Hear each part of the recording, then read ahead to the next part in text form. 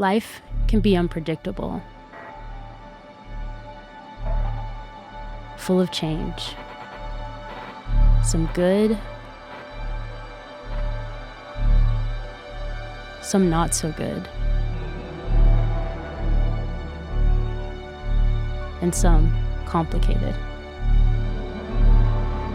But one thing is constant. One thing never changes.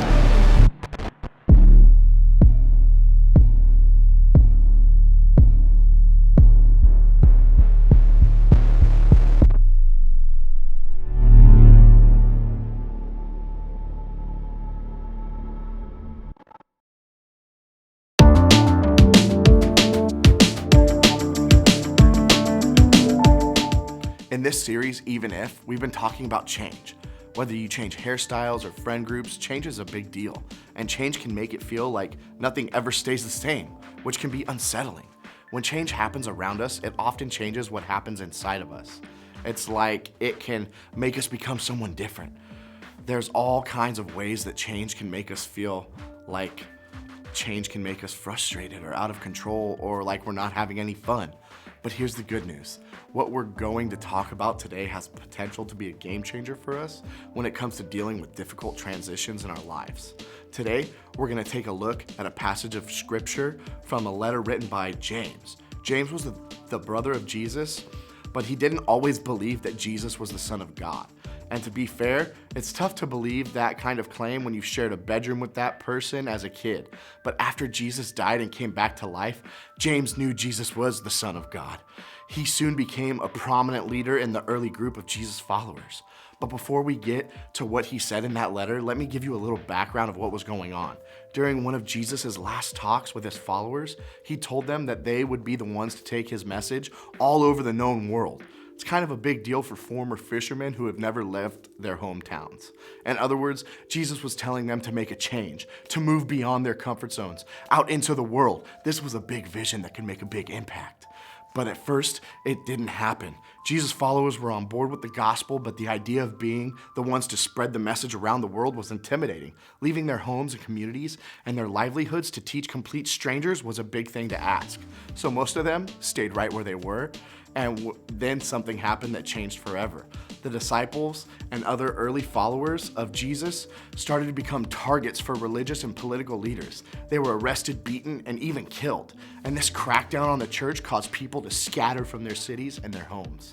This dramatic change in their life propelled them to take Jesus' message of grace and forgiveness out into the world to new places while growing in their faith and their dependence in God. Because they had traveled and because they trusted in him, they were teaching people about all kinds of things. They had lost their basic need of safety and necessity in their homes, and they were lost, but they still had God to help guide them through what they needed to do to help others learn about God's message. This is what was happening in the world when James wrote to the Jesus followers, who had started out as Jewish. In his letter, one of the things he said was this: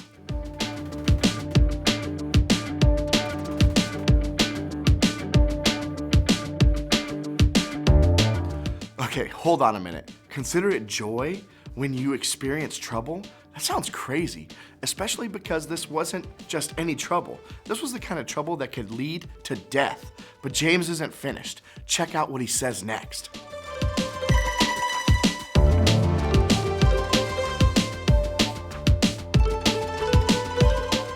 We are all familiar with endurance, but we usually associate the word with athletics. When we train and push past our limits, our bodies adjust to meet those new limits over time. You may struggle to lift a certain weight or push against a certain amount of resistance, but eventually it will become easier. And then you need to add more weight or more resistance, which challenges you to grow even stronger. James's words mean endurance works in every area of life.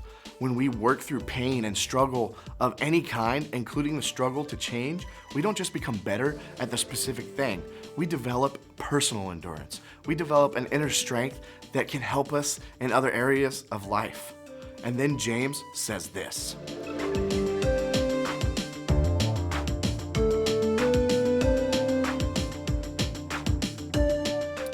Essentially, James is saying that working through the pain and the hard stuff, enduring, doesn't just make you better at the thing you're working on, but you're actually learning how to change.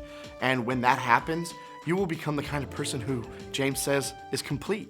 You will have joy and gratitude when circumstances don't go your way, and you will grow in character, faith, and love. You will discover that you have everything you already need. It's like you're developing a muscle of endurance that will help you when you face any kind of change. And when you have this perspective, every change you face is another chance to grow, to work that muscle, not just to personally experience it, but spiritually. So think of it this way: you'll be stronger even if. When it comes to change, our tendency is to focus on all the negative parts, all the trouble that comes with it. But when we see change as something that has a trickle-down effect into every area of our life, we see that it's more about becoming better through the change than it is about being uncomfortable in the change. When we view change this way, as an opportunity to grow stronger, we will begin to see it as God sees it. Good change and hard change can be a positive thing because it's all about growing as a person, friend, daughter, or son, getting stronger, developing better character. The audience James wrote to was dealing with their lives being threatened, so it wasn't an easy message for them to accept either. But James is telling them that when we trust who God is and what He's like, we can be sure that He's doing something in us no matter how uncomfortable the change may be. We can be stronger even if the change is uncomfortable.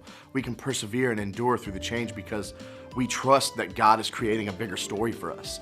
The strength you work on developing now will be the strength that you take with you into the future as an adult. Change is an opportunity for God to work in our lives.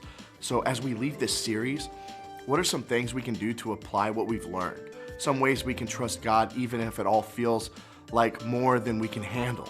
Well, here's a few ideas. First, stop fighting change and start embracing it. I want to encourage you to change the way that you see change. Start seeing it as an opportunity to grow your faith, endurance, and character. God can do something inside of you when you face change. So trust Him to grow you through it. Accept change as a gift from Him. Second, think long term. Try to see the bigger picture. Change may not feel good in the moment, but know that God is writing a bigger story for your life than what's going on in the current moment. He loves you and He wants you to live the best life possible. He can use your unique circumstances to help you become who you were made to be. You can trust Him. Things may not get better overnight, but they won't stay the same way forever.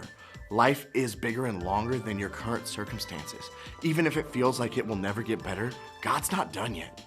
On top of all of that, remember that everything changes, but there are some things that never change. And when your life feels like it's changing all around you, God never changes. God's interest in you, His commitment for you, His love for you, His ability and availability for you never change. What if we saw change as something that made us better and stronger? Wouldn't that change the way that we see change? Your small group at the Landing is full of people who can be great encouragers for you as you journey through different changes in your life.